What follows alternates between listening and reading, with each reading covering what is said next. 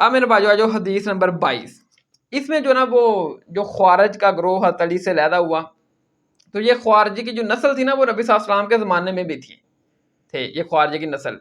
تو وہ خوارجی کا نام کیا تھا، اس کا قبیلہ کون تھا، اس کے متعلق نبی صلی اللہ علیہ وسلم نے کیا بتایا، تو نبی صلی اللہ علیہ وسلم کی شان میں اس خوارجی نے کیا گستاخی کی، وہ ہے حدیث نمبر 22۔ لیکن ہم اس وقت اس حدیث کو بعد میں ڈسکس کریں گے، فی البدیہہ ہم حدیث نمبر جو 23 ہے اس کو ڈسکس کرتے ہیں۔ حدیث نمبر 23 یہ سنن نسائی الکبریٰ میں ہے، 8575 اس کا نمبر ہے 8575۔ سیدنا عبداللہ بن عباس بیان کرتے ہیں کہ جب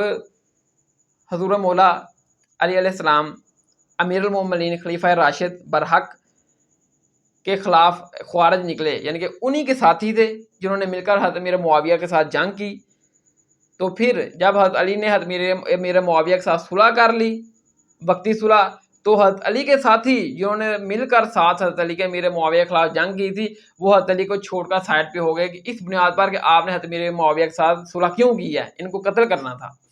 ان کے ساتھ ہم نے قتال کرنا تھا جہاں تک یہ بیعت پر آمادہ ہو جائیں۔ تو جب یہ لوگ علیحدہ ہو گئے تو سیدنا عبداللہ بن عباس کہتے ہیں کہ میں نے حضور مولا علی علیہ السلام سے اجازت طلب کی، کیا مجھے اجازت دیجیے میں جا کر ان لوگوں کو سمجھاتا ہوں، ان سے پوچھتا ہوں کہ آپ نے کن بنیاد پر قرآن و حدیث کی کون سی آیات، کن دلائل کی روشنی میں حضرت علی کو چھوڑا ہے، حالانکہ آپ حضرت علی کے ساتھی تھے، حضرت میرے معاویہ کے خلاف آپ نے جنگ کی حضرت علی کے ساتھ مل کر، اب آپ نے کس بنیاد کے اوپر حضرت علی کو چھوڑ دیا ہے کہ حضرت علی نے حضرت میرے معاویہ کے ساتھ جو صلح کی ہے اس میں کون سی آپ کے اختلاف ہیں کہ آپ نے حضرت علی کو چھوڑ کر علیحدہ گروہ بنا لیا ہے خوارج کا۔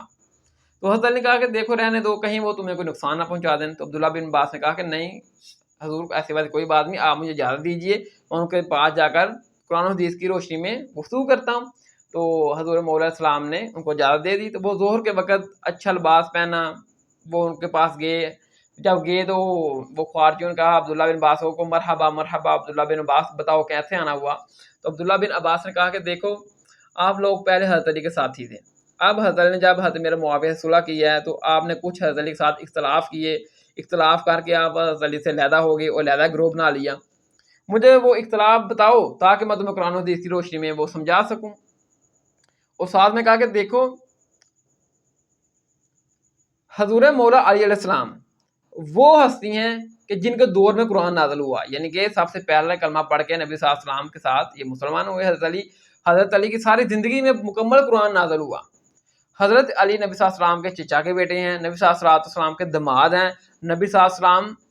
نے حضرت علی کے بارے میں بہت سی احادیث آپ کی بہت سی فضیلت بیان کی ہے۔ اب اس دنیا میں اب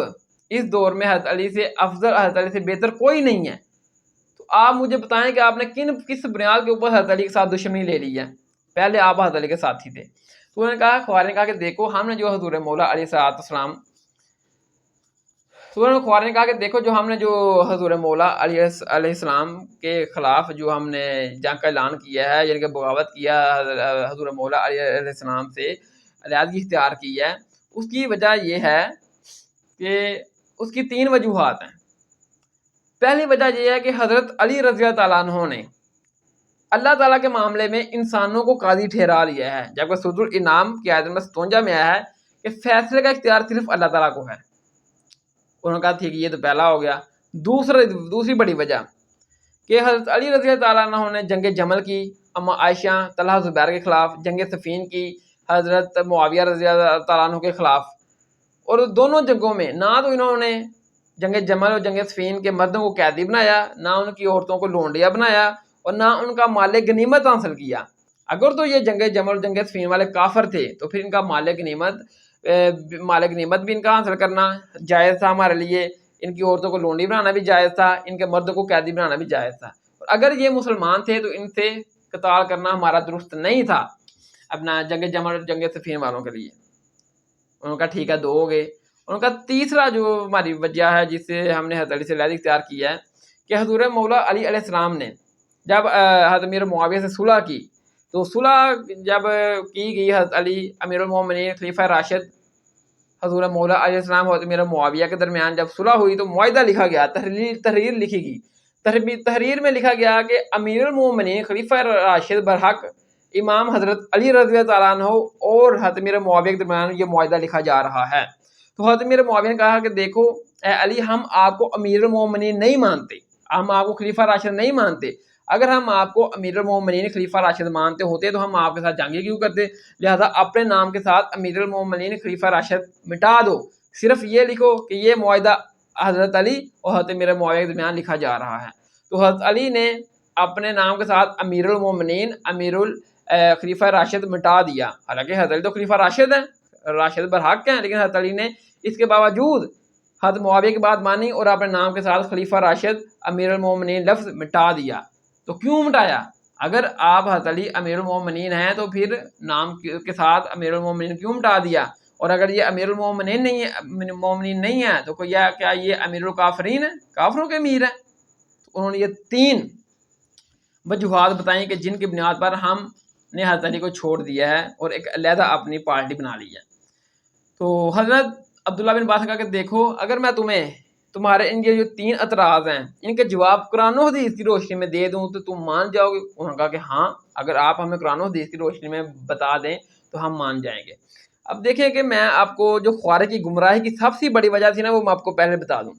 خوارج کی جو گمراہی کی سب سے بڑی وجہ وہ یہ تھی کہ وہ قرآن تو پڑھتے تھے, قرآن کو سمجھتے تھے, قرآن کے اوپر عمل کرنے کے لیے قرآن کو سمجھتے تھے, لیکن وہ کیا کرتے تھے کہ اگر ایک مسئلہ آیا نا قرآن میں,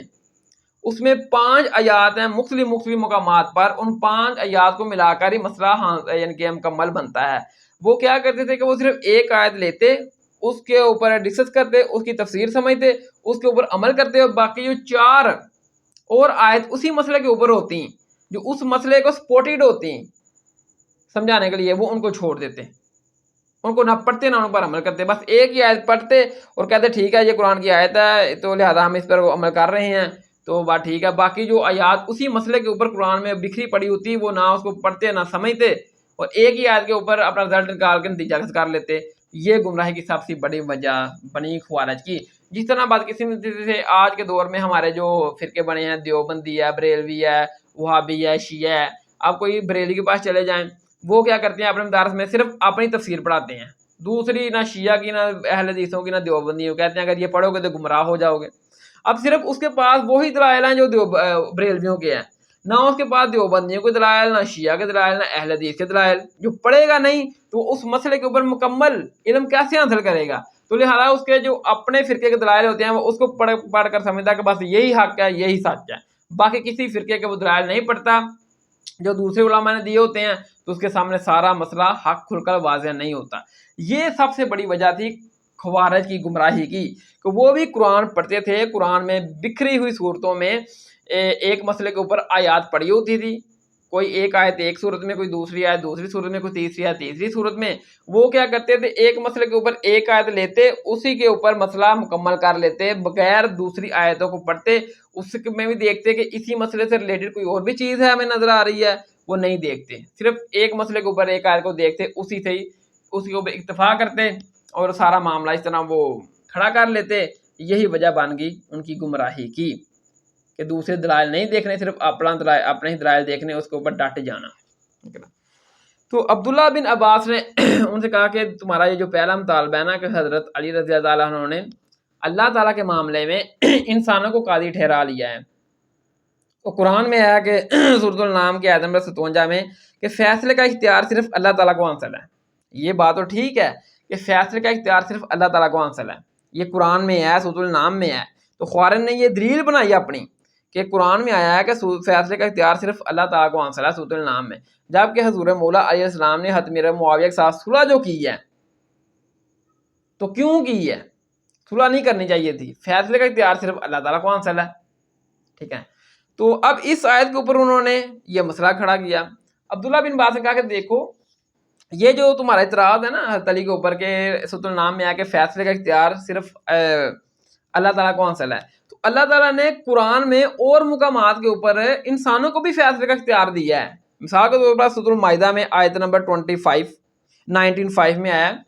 کہ اے ایمان والو حالت حرام میں شکار مت کرو, اور اگر تم حالت حرام میں شکار کر لو تو اس شکار کی مثل کفارہ ادا کرو, اور اس کفارے کا فیصلہ تم میں سے جو 2 معتبر انسان ہیں وہ کریں گے. اب دیکھیں کہ اللہ تعالیٰ ذات نے 2 معتبر انسانوں کے تمہیں فیصلہ کیا,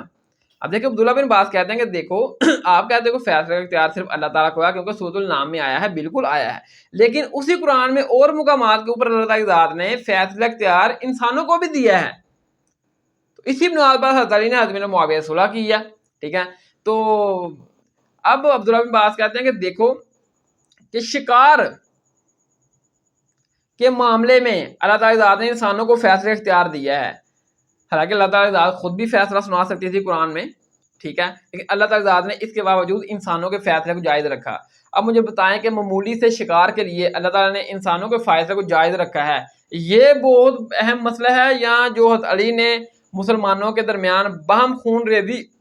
روکنے کے لیے حضرت امیر معاویہ کے ساتھ صلح کی ہے بہت زیادہ اہم ہے۔ انہوں نے کہا کہ ہاں حضرت علی نے جو مسلمانوں کے درمیان خون ریزی چل رہی تھی جنگ خانی، اس کو روکنے کے لیے جو حضرت امیر معاویہ کے ساتھ وقتی صلح کیا یہ زیادہ اہم ہے۔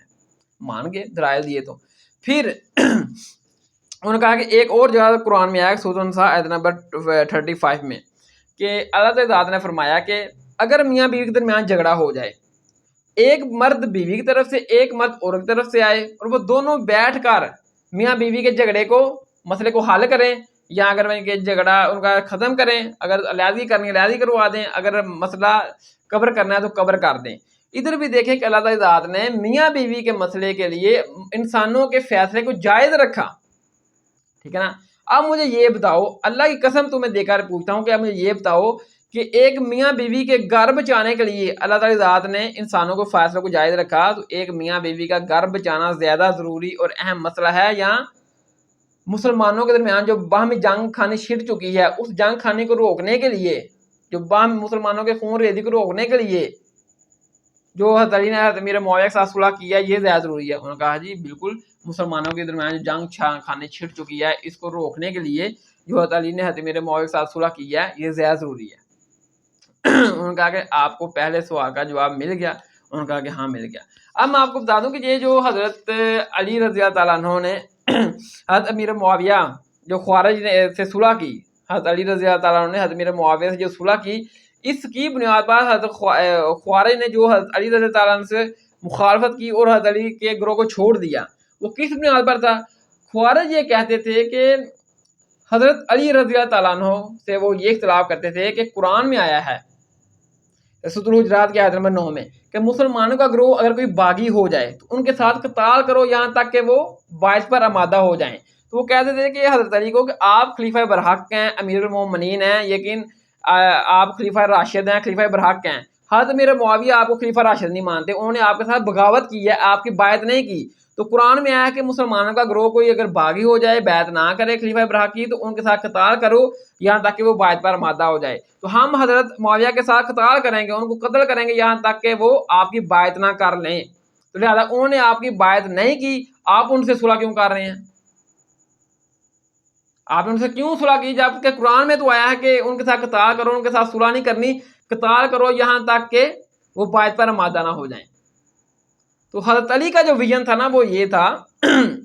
جو میں نے پہلے بتایا نا، خوارج کیا کرتے تھے کہ قرآن میں سے ایک آیت لیتے، اسی میں سے مسئلہ مکمل کر لیتے، باقی قرآن کی یاد کو نہ دیکھتے، ٹھیک ہے نا۔ تو حضرت علی نے کیا کیا؟ باقی بھی قرآن کی یاد کو دیکھا۔ حضرت علی نے اس بنیاد کے اوپر حضرت امیر معاویہ کے ساتھ بھکتی صلح کی کہ قرآن میں آیا ہے سورۃ الانفال کی آیت نمبر 6 میں کہ میدان جنگ میں اگر دشمن بھی صلح آفر کرے،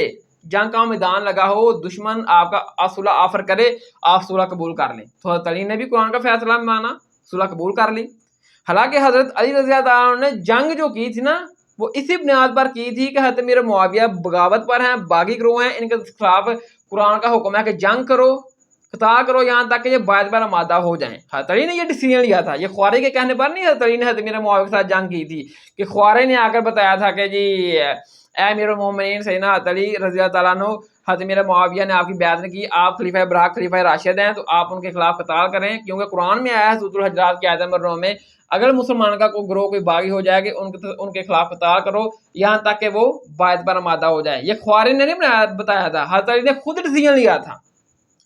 ٹھیک ہے نا۔ تو پھر حضرت علی نے جب میدان کا جنگ لگا انہوں نے صلح آفر کی، تو حضرت علی کو سورۃ الانفال کی آیت نمبر 6 کا بھی پتا تھا کہ نبی اللہ تعالیٰ کی ذات نے فرمایا ہے کہ دشمن میدان جنگ میں صلح کی آفر کرے تو وہ صلح قبول کرو، ٹھیک ہے۔ تو خوارج جو تھے نا وہ کہتے تھے کہ نہیں، قرآن میں جو آیا ہے سورۃ الحجرات کی آیت نمبر 9 میں کہ مسلمان کا گروہ جو باغی ہو جائے ان کے ساتھ قتال کرو یہاں تک کہ وہ بیعت کرے. ہم حضرت امیر معاویہ کے گروہ کو قتل کریں گے جب تک کہ یہ بیعت نہ کر لیں. وہی جو میں نے بتایا کہ قرآن کی کچھ آیات کو مان لیتے تھے, ایک آیت کو مان لیتے تھے, اس کے اوپر سارا مسئلہ کھڑا کرتے تھے, باقی قرآن کو اسی مسئلے سے متعلق باقی جتنی بھی آیات ہوتی تھی اس کے اوپر وہ غور و فکر نہیں کرتے تھے جس طرح ہمارے فرقے کر رہے ہیں. ٹھیک ہے, تو حضرت علی نے بہرحال حضرت امیر معاویہ کے ساتھ کمپرومائز کیا اس بنیاد کے اوپر کہ حضرت امیر معاویہ نے میدان جنگ میں صلح آفر کی تو آپ نے صلح قبول کی. جو اس کے علاوہ جو کیپٹن ہوتا ہے نا, جو لیڈر ہوتا ہے, اس کا ویژن زیادہ ہوتا ہے. ٹھیک ہے نا, اس کا یعنی کہ مائنڈ لیول زیادہ ہوتا ہے عام لوگوں کی نسبت. اس کو پتہ ہوتا ہے کہ اس وقت یعنی کہ کیا کرنا ہے, جیل فوج کے ساتھ کیا کرنا ہے, جنگ کرنی ہے, صلح کرنی ہے, کیا معاملات کو لے کر چلنا ہے. باقی فوج نے اپنے لیڈر کی اطاعت کرنی ہوتی ہے. ٹھیک ہے نا, باقی جو حضرت امیر معاویہ کے ساتھ حضور مولا اسلام نے صلح کی تھی نا جنگ صفین پر, یہ وقتی صلح تھی. اس کا یہ ہرگز مطلب نہیں تھا کہ وہ حضرت امیر معاویہ کے ساتھ یعنی کہ وہ جنگ کو غلط سمجھتے تھے. اگر وہ حضرت امیر معاویہ کو صحیح سمجھتے جو انہوں نے حضرت علی کے خلاف جنگ کی تو حضرت علی شروع میں ہی ان کے خلاف جنگ نہ کرتے. حضرت علی نے یہ آغاز کیا نا ان کے خلاف جنگ کا کہ سورۃ الحجرات میں آیا کہ جو مسلمان گروہ باغی ہو جائے ان کے خلاف قتال کرو یہاں تک کہ وہ بیعت پر آمادہ نہ ہو جائے. تو جو کیپٹن ہوتا ہے, لیڈر ہوتا ہے, اس کا ویژن, اس کا مائنڈ لیول زیادہ ہوتا ہے. باقی فوج نے صرف فالو کرنا ہوتا ہے. ٹھیک ہے, تو باقی پھر صلح تو یہ وقتی تھی. صفین پارٹ 2 ابھی ہونا تھا, پھر وہ خیر خوارے کے ہاتھوں حضور مولا علیہ السلام شہید ہو گئے, جس کی وجہ سے یہ معاملہ پھر دبتا دبتا دب گیا. ٹھیک ہے, تو دوسرا یہ تو تھا پہلا. ٹھیک ہے, دوسرا وہ جو اعتراض انہوں نے کیا نا عبداللہ بن باز کے سامنے خوارج نے رکھا, انہوں نے کہا کہ دیکھو کہ حضور مولا علیہ السلام خلیفہ برحق ہیں, خلیفہ راشد ہیں. حضرت علی نے جنگ جمل کی ام عائشہ طلحہ زبیر کے خلاف, جنگ صفین حضرت امیر معاویہ سے کی. ٹھیک ہے, لیکن نہ ہی تو ان کے جو قیدی مرد تھے ان کو قیدی بنایا, نہ ہی ان کی عورتوں کو لونڈیا بنایا, اور نہ ہی ان سے مال غنیمت حاصل کیا. اگر یہ کافر تھے تو ان کا یعنی کہ ان کی عورتوں کو لونڈیا بھی بنانا چاہیے تھا, ان کے مرد کو قیدی بنانا چاہیے تھا, ان سے مال غنیمت بھی حاصل کرنا چاہیے تھا. اور اگر یہ مسلمان تھے تو پھر ان سے حضرت علی نے قتال کیوں کیا؟ یہ ان کا یعنی کہ دوسرا اعتراض تھا. تو اس پر عبداللہ بن باز نے کہا کہ دیکھو تم لوگ اما عائشہ رضی اللہ تعالیٰ عنہ کو جنگی قیدی بنانا چاہتے ہو اور ان کو دوسری عورتوں کی طرح اپنے لیے حلال کرنا چاہتے ہو. اگر تم یہ کہو گے کہ ہم اما عائشہ کو جو نبی صلی اللہ علیہ وسلم کی بیوی ہے اس کو دوسری عورتوں کی طرح اپنے لیے حلال کرنا چاہتے ہیں تو تم کافر ہو جاؤ گے. اور اگر تم یہ کہو گے کہ اما عائشہ ہماری ماں نہیں ہے تو پھر بھی تم کافر ہو جاؤ گے, کیونکہ قرآن میں آیا سورۃ الأحزاب کے آیت نمبر 6 میں کہ نبی علیہ السلام مومنین پر ان کی جانوں سے بڑھ کر حق رکھتے ہیں اور ان کی بیویاں امت کی مائیں ہیں. ہماری بھی روحانی ماں عائشہ ہیں, نبی صلی اللہ علیہ وسلم ہمارے روحانی باپ ہیں اس امت کے تمام امت کے, اور نبی صلی اللہ علیہ وسلم کی بیویاں اس امت کی مائیں ہیں. اور تم اپنی ماں کو اپنے حلال کرنا چاہتے ہو توبہ نعوذ باللہ, تو اس طرح تم کافر ہو جاؤ گے. اور اگر تم یہ کہو گے کہ عائشہ ہماری ماں نہیں ہے تو پھر بھی تم کافر ہو جاؤ گے. اب تم ان دو گمراہیوں میں جو پھنس گئے ہو مجھے بتاؤ اس سے کیسے نکلو گے؟ تو پھر انہوں نے کہا کہ ہاں بات تو ٹھیک ہے. اب انہوں نے کہا کہ یہ تمہارا تیسرا ہے نا اعتراض کہ حضرت علی رضی اللہ تعالیٰ عنہ نے جب معاہدہ لکھا تو معاہدے کے اوپر لکھا کہ امیر المومنین خلیفہ راشد خلیفہ برحق حضرت علی رضی اللہ تعالیٰ عنہ اور حضرت امیر معاویہ رضی اللہ تعالیٰ عنہ کے درمیان یہ صلح نامہ لکھا جا رہا ہے. تو حضرت امیر معاویہ رضی اللہ تعالیٰ عنہ نے اعتراض کیا کہ اے علی ہم آپ کو امیر المومنین خلیفہ راشد نہیں مانتے, اگر مانتے ہوتے تو ہم آپ کے ساتھ جنگ کیوں کرتے, قتال کیوں کرتے؟ لہذا اپنے نام کے ساتھ امیر المومنین خلیفہ راشد مٹا دو, صرف یہ لکھو کہ یہ معاہدہ حضرت علی اور حضرت امیر معاویہ کے درمیان صلح پایا ہے, طے پایا ہے. تو حضرت علی نے اپنا نام مٹوا دیا, اپنے نام کے ساتھ امیر المومنین خلیفہ راشد مٹا دیا اور صرف یہ لکھا کہ حضرت علی حضرت امیر معاویہ کے درمیان یہ معاہدہ طے پایا. انہوں نے کہا کہ حضرت علی خوارج کہتے تھے کہ حضرت علی خلیفہ برحق ہیں, خلیفہ راشد ہیں, انہوں نے اپنے نام کے ساتھ خلیفہ برحق خلیفہ راشد امیر المومنین کیوں مٹا دیا حضرت امیر معاویہ کے کہنے کے اوپر. یہ ہمارا تیسرا یعنی کہ اعتراض. تو اس کے اوپر عبداللہ بن باز نے کہا کہ دیکھو تمہیں میں ایسا جواب دوں گا جو تمہیں بھی پسند ہوگا کہ دیکھو کہ حضرت محمد صلی اللہ علیہ وسلم اللہ تعالیٰ کے رسول ہیں اور آخری رسول ہیں, اس میں کوئی شک نہیں ہے. اور کوئی یہ شک کرے گا کہ حضرت محمد صلی اللہ علیہ وسلم اللہ کے رسول پتہ نہیں ہیں یا نہیں ہیں پھر بھی وہ کافر ہے، اگر وہ کہے گا کہ پتہ نہیں یہ آخری نبی ہے یا نہیں ہے پھر بھی وہ کافر ہے، ٹھیک ہے نا، اس میں کوئی شک نہیں ہے۔ اب دیکھو کہ صلح حدیبیہ کے موقع کے اوپر اب یہ جو اس کا ایک طریق صحیح بخاری میں بھی ہے، بخاری میں اس کا نمبر ہے 2698 2698 کہ دیکھیں اب صلح حدیبیہ کے اوپر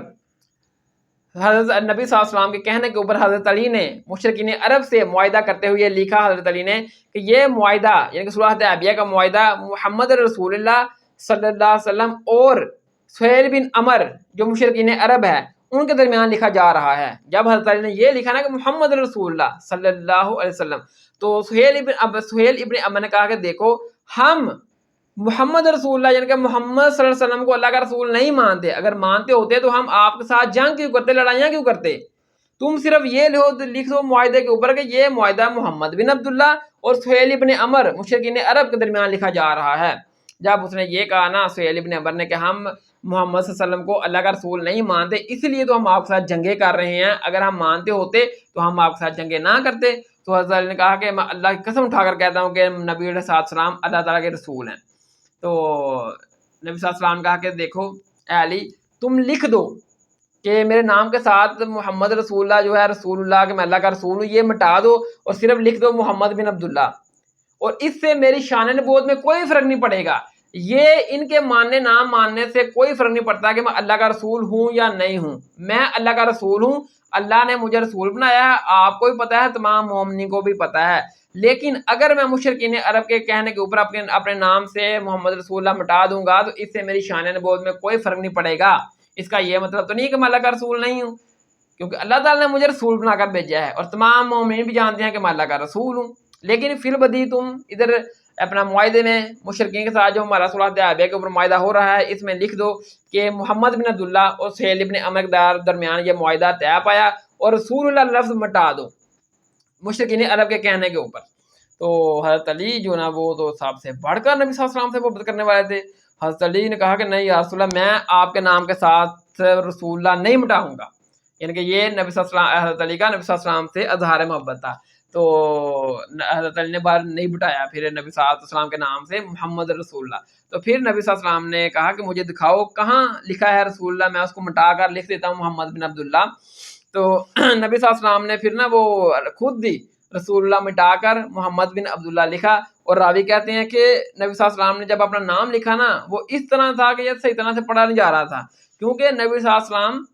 پڑھنا لکھنا نہیں جانتے تھے، ٹھیک ہے، ہمارا پڑھا لکھا نہ ہونا ان پڑھ ہونا ہماری یہ کمزوری ہے خامی ہے، نبی صلی اللہ علیہ وسلم کا پڑھا لکھا نہ ہونا یہ آپ کا معجزہ ہے جو سورۃ العنکبوت کی آیت نمبر 48 میں ہے 48 کہ نبی صلی اللہ علیہ وسلم کے بارے میں اللہ تعالیٰ نے فرمایا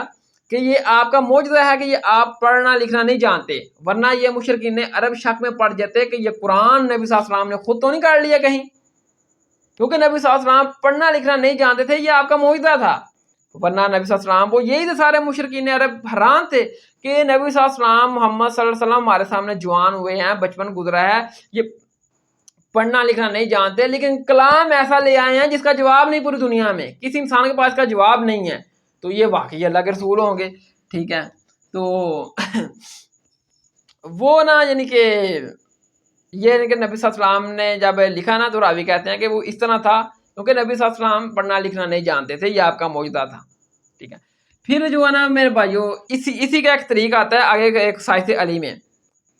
سائس علی صفحہ 275 میں، اس میں یہ ڈیٹیل آتی ہے کہ جب نبی صلی اللہ علیہ وسلم نے حضرت علی سے کہا نا کہ آپ مشرکین عرب کے کہنے کے اوپر میرے نام سے رسول اللہ مٹا دو، یہ لکھ دو محمد بن عبداللہ اور سہیل بن عمر کے درمیان یہ معاہدہ طے پایا، تو حضرت علی نے نبی صلی اللہ علیہ وسلم سے اظہار محبت کا اظہار کیا اور کہا یا رسول اللہ آپ اللہ کے رسول ہیں، میں آپ کے نام کے ساتھ یہ لفظ نہیں مٹاؤں گا۔ حضرت علی نے نہیں مٹایا، تو نبی صلی اللہ علیہ وسلم نے کچھ الفاظ ارشاد فرمائے ادھر،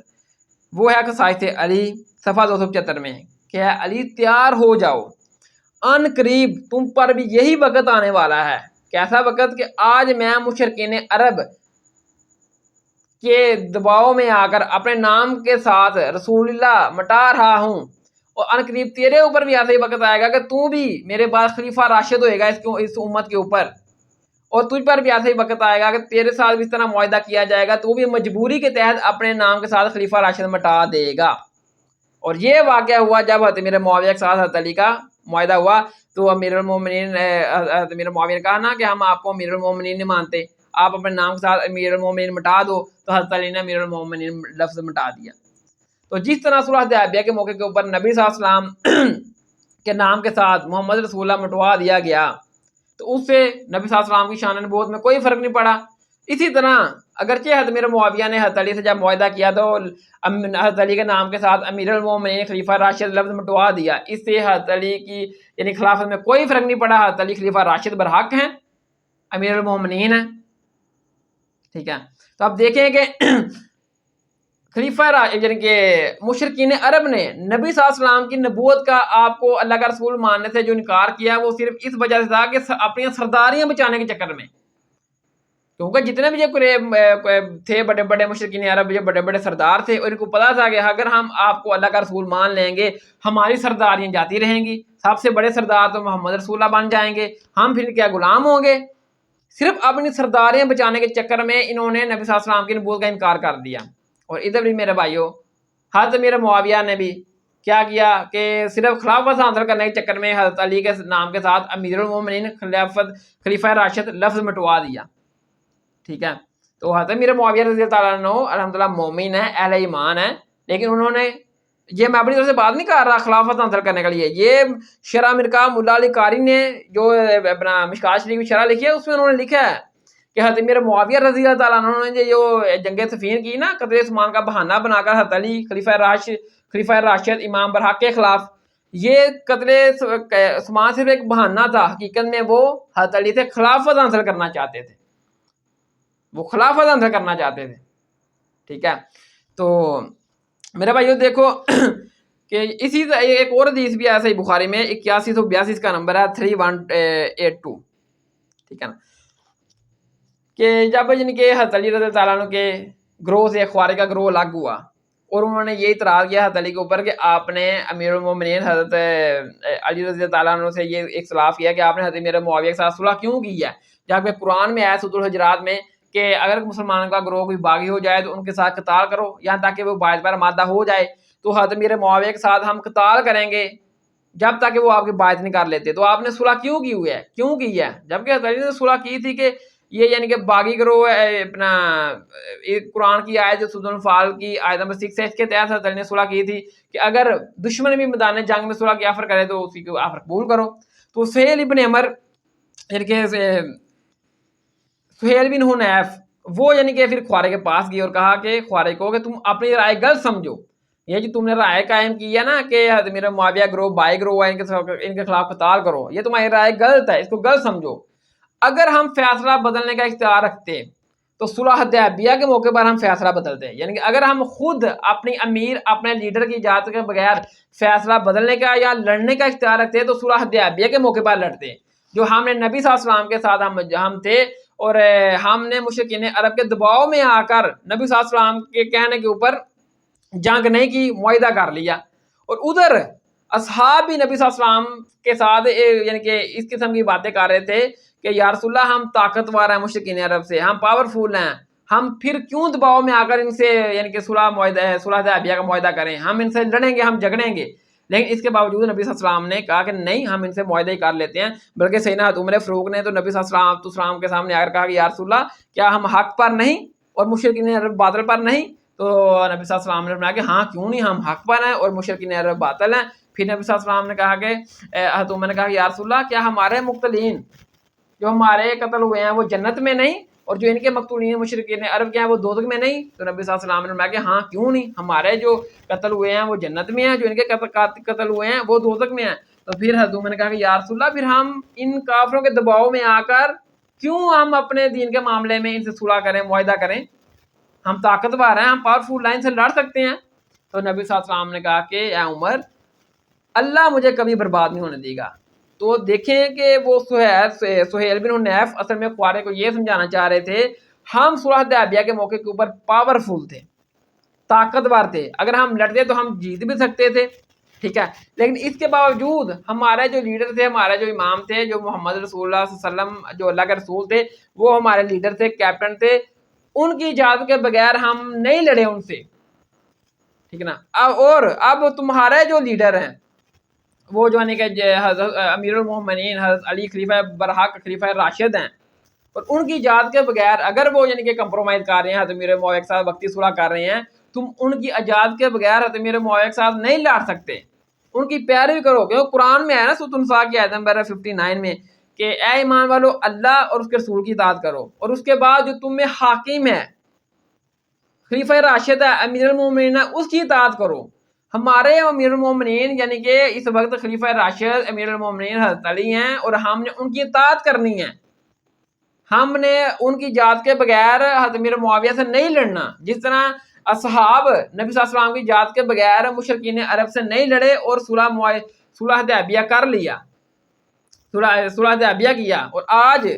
حضرت علی نے بھی صلح معاویہ جو کیا بگتی، ٹھیک ہے، اور ہم حضرت علی کی اجازت کے بغیر حضرت امیر معاویہ کے ساتھ نہیں لڑ سکتے۔ اور یہ خوارج کو سمجھا رہے تھے کہ لیڈر کی جو ہوتی ہے نا بات، اس کو فالو کرنا ہے۔ قرآن میں بھی آیا سورۃ النساء میں کہ اپنے امیر کی اطاعت کرو اللہ اور اس کے رسول کے بعد۔ تو یہ جو صلح تھی نا اپنا حضرت امیر معاویہ کے ساتھ، یہ وقتی صلح تھی، ٹھیک ہے نا۔ دیکھیں صلح حدیبیہ کے اوپر نبی صلی اللہ علیہ وسلم نے اگرچہ دباؤ میں آ کر مشرکین عرب سے طاقتور ہونے کے باوجود ان سے صلح کی، وقتی طور پر تو صحابہ کو یہ لگا کہ ہم یعنی کہ وہ دکھی ہوئے کہ ہم پاورفل ہونے کے باوجود نبی صلی اللہ علیہ وسلم نے صلح کر لی ہے، اگر ہم ان سے لڑتے تو ہم ان کا یہ تکا بوٹی کر دیتے، لیکن وہ وقتی طور پر ان کو لگا کہ ہماری یہ ہار ہے، یہ صلح حدیبیہ۔ لیکن بعد میں جا کر پتا چلا کہ اصل میں یہ صلح حدیبیہ کے اوپر یہ صلح یہی ہماری جیت تھی۔ ادھر بھی حضرت امیر معاویہ کے ساتھ جو علی رضی اللہ عنہ نے وقتی صلح کی مسئلہ تحکیم کے اوپر، یہ خوارج اور باقی دیگر لوگوں کو لگا کہ یہ یعنی کہ ہماری ہار، حضرت علی نے یعنی کہ امیر معاویہ کے سامنے کچھ سرنڈر کر دیا ہے، یا یعنی کہ طاقتور ہونے کے باوجود یعنی کہ یہ ان کے سامنے کیوں اس طرح کر رہے ہیں، یہ وقتی تو لگا۔ لیکن بعد میں حضرت علی تو ہو گئی شہید خوارج کے ہاتھوں، امام حسن بھی گئے امیر معاویہ کے خلاف پارٹ 2 صفین پارٹ 2 لڑنے کے لیے، حضرت امام حسن نے بھی صلح کر لی۔ لیکن یہ دونوں جو صلح جنگ صفین کی ہوئیں، ایک حضرت علی نے کی ہے امیر معاویہ کے ساتھ، ایک حضرت امام حسن نے کی حضرت معاویہ کے ساتھ۔